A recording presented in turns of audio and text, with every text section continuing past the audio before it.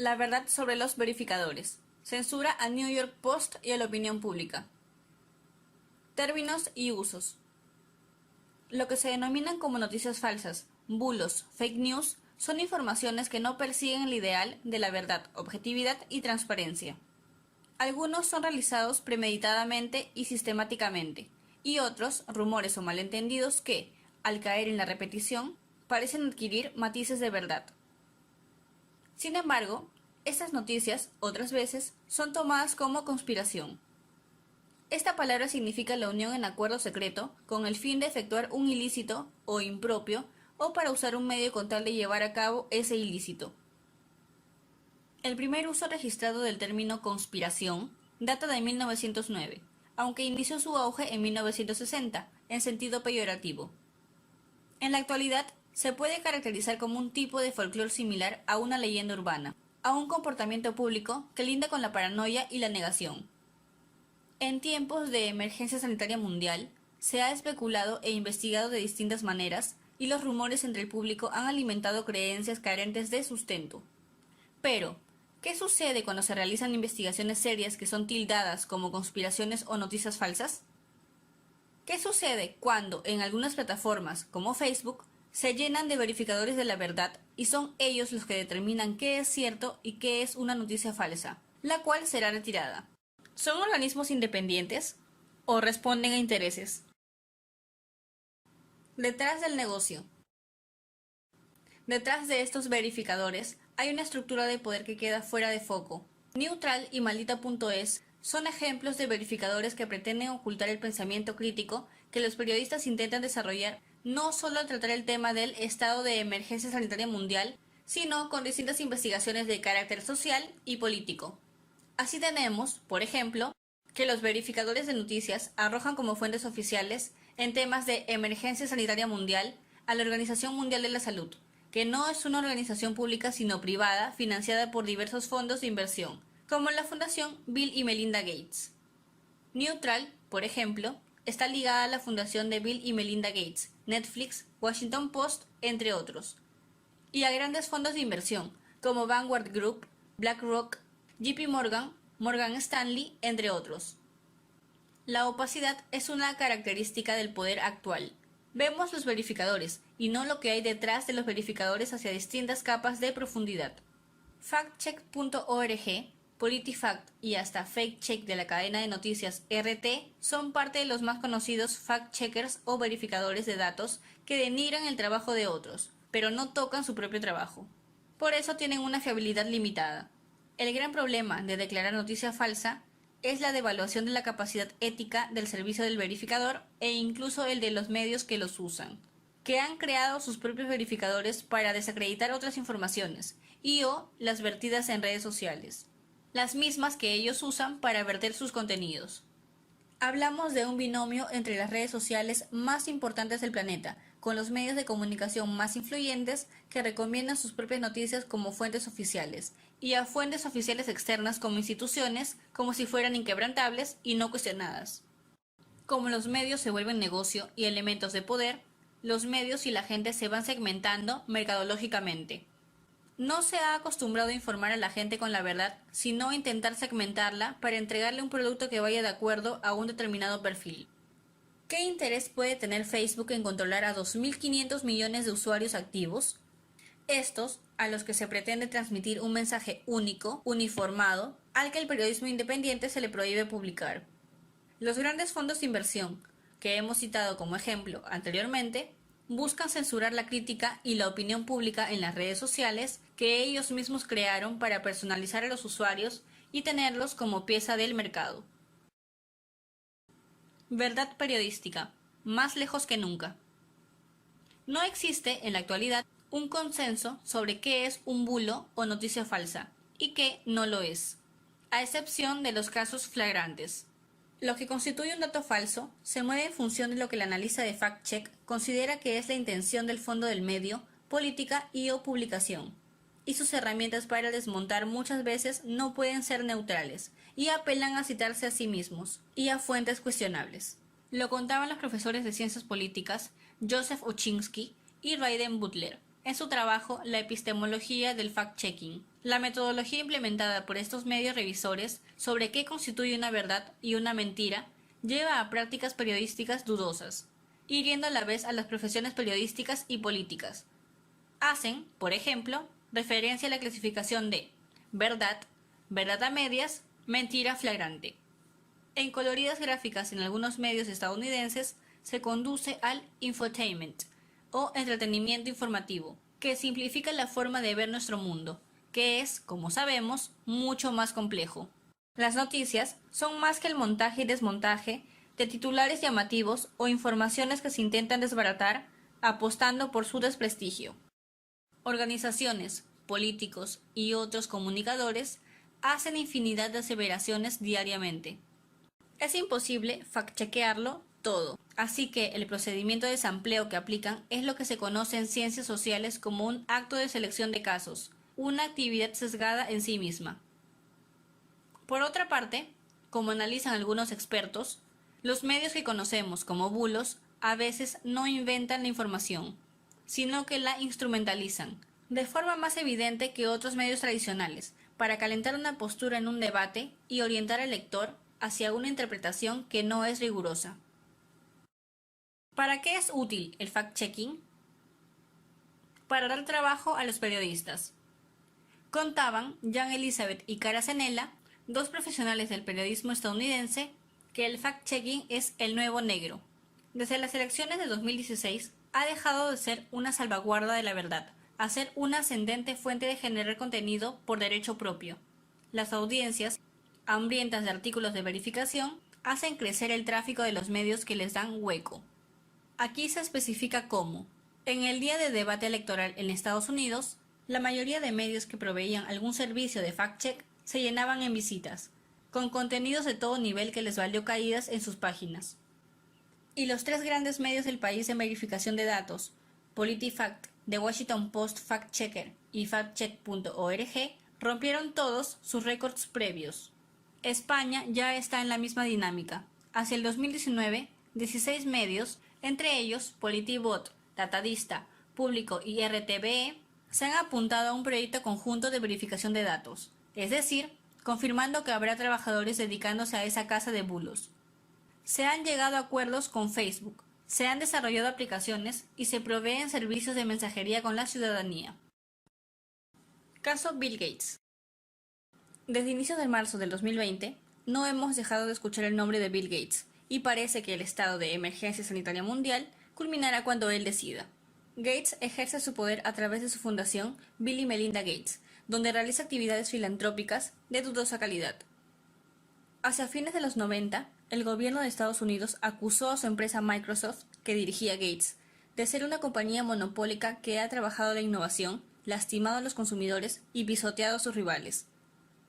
Al tener su poder limitado por las regulaciones estatales, Gates puso todo su dinero en la fundación Bill y Melinda Gates, la cual, como entidad internacional, carece de regulación. ¿Cómo frenar los posibles escándalos mundiales ante negligencias o problemas similares a los que sufrió con Microsoft? Estratégicamente, invertir dinero en todos los medios de comunicación relevantes e influyentes hacia otros menores. El escritor y periodista del New York Times, David Borenstein, cuenta que hay grandes conflictos de interés inherentes al periodismo. Si estás haciendo un reportaje sobre la salud global o la educación y analizas un método innovador sobre ellos, tienes una gran oportunidad que las organizaciones que vayas a mencionar en el artículo estén financiadas por la Fundación Bill y Melinda Gates. Cubren el mundo entero con su financiamiento y son los principales financistas en estas dos áreas. Así se explica la masificación del sistema Common Core que el expresidente de Estados Unidos, Barack Obama, en cooperación con Gates, implementaron a pesar del rechazo popular, pero que los medios de comunicación defendieron. Vayamos ahora al sector salud, un tema que data del 2010. En ese año ya se reportaba cómo la Fundación Bill y Melinda Gates se adueñaba de las ideas de salud global y los medios de comunicación. En la cadena televisiva estadounidense PBS, un periodista propuso una serie de temas relacionados a la salud a la Fundación Bill y Melinda Gates, lo que le valió un contrato por $3.6 millones para desarrollar el tema.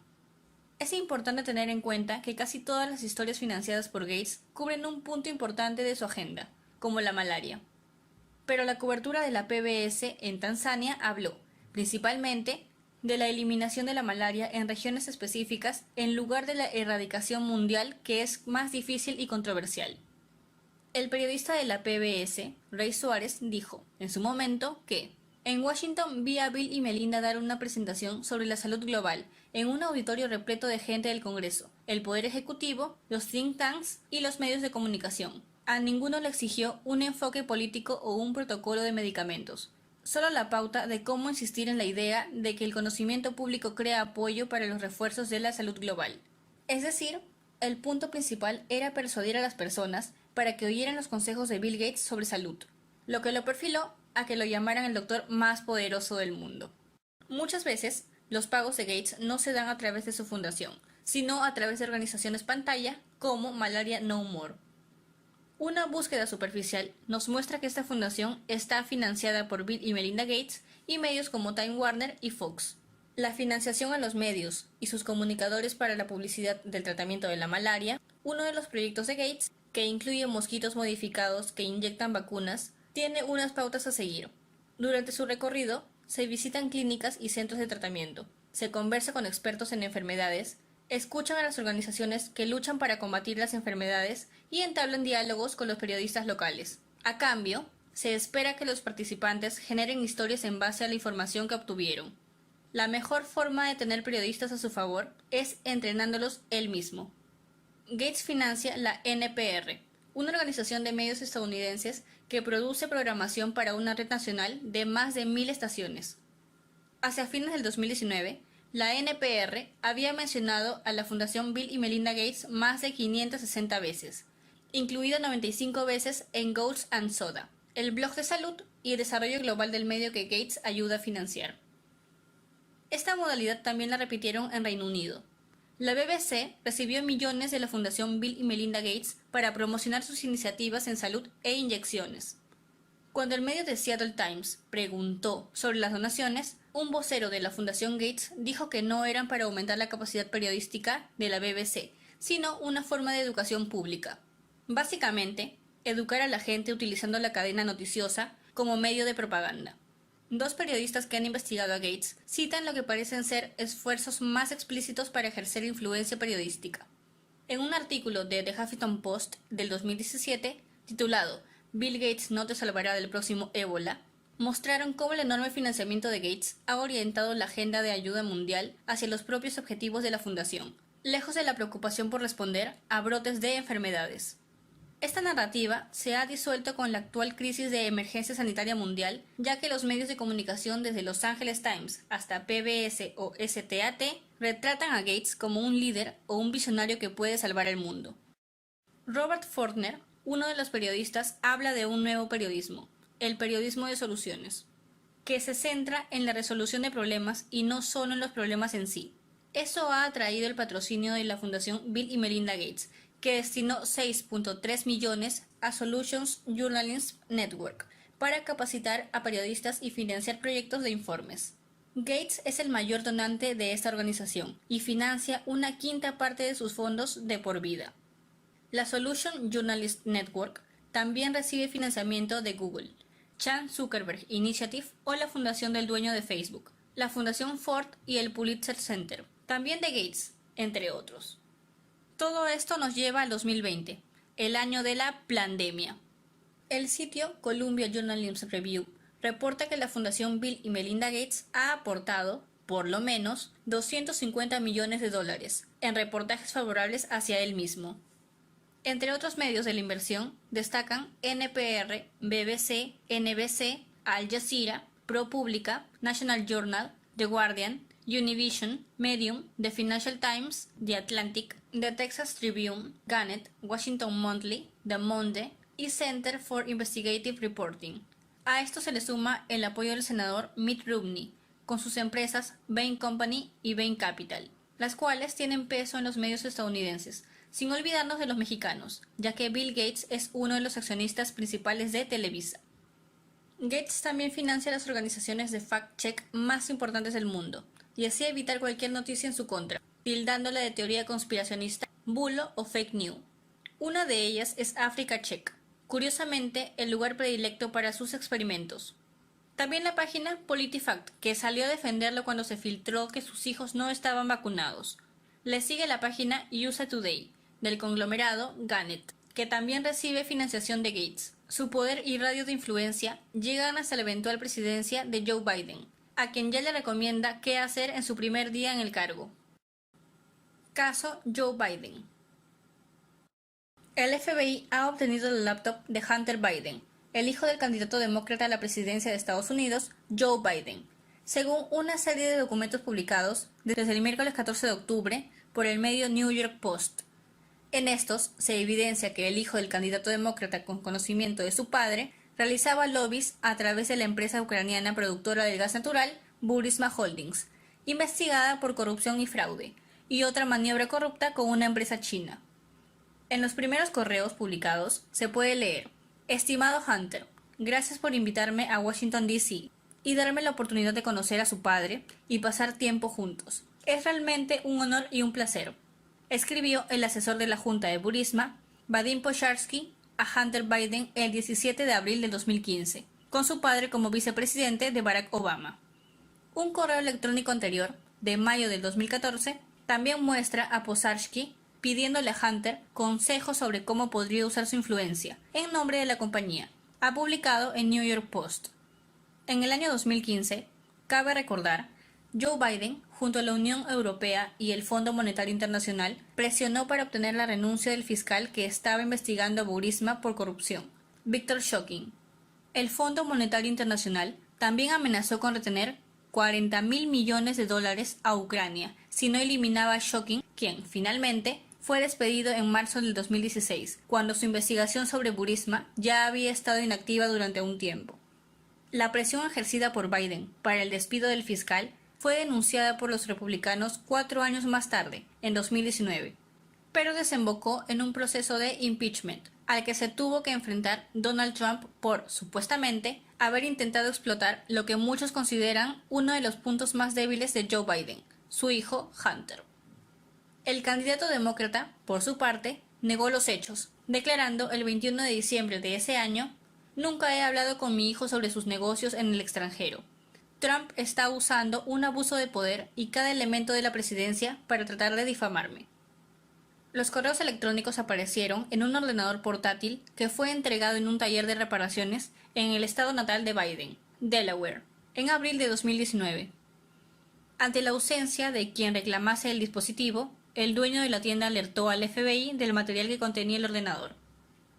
Las fotos de una citación judicial federal de Delaware entregadas a New York Post muestran que tanto la computadora como el disco duro fueron confiscados por agentes federales en diciembre de 2019, según informó el periódico.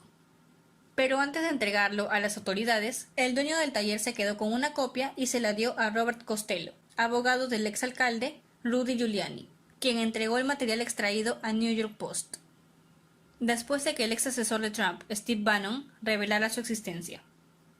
Otros correos electrónicos, entre tanto, revelaron que Hunter Biden seguía acuerdos lucrativos con la empresa china CEFC. La correspondencia trata sobre Hunter Biden en la que habla de negocios, incluyendo algunos que, según sus propias palabras, serían interesantes para él y su familia. Una serie de correos electrónicos enviados a Hunter Biden el 13 de mayo de 2017 contienen conversaciones sobre compensaciones para 6 personas involucradas en un negocio no definido, y Hunter Biden es nombrado como presidente o vicepresidente dependiendo del acuerdo que se trate y de un pago especificado de $850. Los correos electrónicos también detallan un acuerdo provisional, donde el 80% de unas acciones se dividirán entre 6 socios. En otra serie de correos electrónicos, con fecha de 2 de agosto de 2017, se discute un acuerdo con Ye Jianming, en aquel entonces presidente de CEFC, empresa que pertenece en un 50% a Hunter y en la que tiene una garantía de 3 años de pagos de $10 millones anuales que serían para compensar sus presentaciones. Ye Jianming tiene vínculos con el ejército y el servicio de inteligencia de China, y fue detenido por las autoridades en el 2018. Una foto del 1 de agosto del 2017 muestra un diagrama escrito a mano que ilustra la división de la propiedad de Hudson West entre Hunter Biden y un presidente. Según un informe sobre los negocios de Hunter Biden en el extranjero, una empresa llamada Hudson West III le abrió una línea de crédito en 2017. Dicho informe fue publicado por los senadores Ron Johnson y Chuck Grassley. Otro documento llamado Carta de Compromiso de Abogados se ejecutó en septiembre de 2017. Demostró que Patrick Ho, uno de los principales socios de Jay Jianning, llegó a un acuerdo con Hunter Biden para pagarle un anticipo de $1 millón por asesoramiento en asuntos relacionados con la ley estadounidense y asesoramiento relativo a la contratación y análisis legal de cualquier bufete y abogados de Estados Unidos. Will be noticing a markup on Tuesday to issue a subpoena to Jack Dorsey, the CEO of Twitter, to testify before the Senate Judiciary Committee next Friday. La campaña de Joe Biden todavía no emite un comunicado oficial sobre estas revelaciones, pero un portavoz comunicó que la eliminación en Twitter del artículo prueba que las afirmaciones son falsas. Sin embargo, miles de quejas se reportaron el fin de semana, tanto en Facebook como en Twitter, por la restricción a los informes de New York Post por considerarlas elegibles para la verificación de datos. Facebook, por un lado, limitó el alcance en su red social. Twitter fue más allá y prohibió directamente los enlaces relacionados con la publicación, citando una política contra la publicación de información pirateada y alegando que el artículo viola su política interna contra la publicación del material digital robado, dado que los contenidos del ordenador se habrían logrado sin el consentimiento de su dueño, Hunter Biden. Si bien no voy a vincular intencionalmente a New York Post, quiero dejar claro que esta historia es elegible para ser verificada por los socios externos de verificación de datos de Facebook, tuiteó Andy Stone, portavoz de Facebook. Mientras tanto, continuó, estamos reduciendo su distribución en nuestra plataforma. En respuesta, Donald Trump pidió la derogación de la sección 230 de la Ley de Decencia en las Comunicaciones, que protege a las empresas tecnológicas de la responsabilidad sobre el contenido publicado por los usuarios en sus servicios en línea, y les permite moderar. El senador republicano Ted Cruz citará al director ejecutivo de Twitter, Jack Dorsey, quien ante la presión pública ha admitido que eliminar el artículo fue un error. Sin embargo, esta injerencia en la campaña política de los Big Tech, sin precedentes, pretende censurar el discurso público. Verificadores como el de The Washington Post niegan la historia e incluso la tildan de falsa. Solo el 5% del disco duro de Hunter Biden ha sido revelado. Al cierre de este reportaje, también se filtraron cintas sexuales de Hunter Biden, en el que el hijo del candidato demócrata abusa sexualmente de adolescentes chinos menores de edad, sin olvidarnos de sus fotografías ya publicadas fumando crack y con el torso desnudo en una bañera. Tanto el caso de Gates como el de Biden, ambos, curiosamente, del mismo partido, homenajeados a su tiempo por el expresidente Obama, muestra que el periodismo de este tiempo ha perdido virtud, objetividad y esencia. Estas prácticas fraudulentas se imitan a lo largo del mundo, y está en nuestras manos buscar la información en el lugar adecuado. Los servicios de fact-check y quienes están detrás de ellos no hacen más de lo que ustedes y nosotros podemos hacer. No dejarse llevar por ellos hoy es un acto de verdad.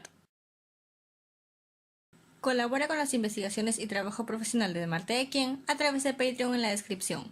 Suscríbete a este canal de YouTube, comenta, comparte y activa la campana de notificaciones.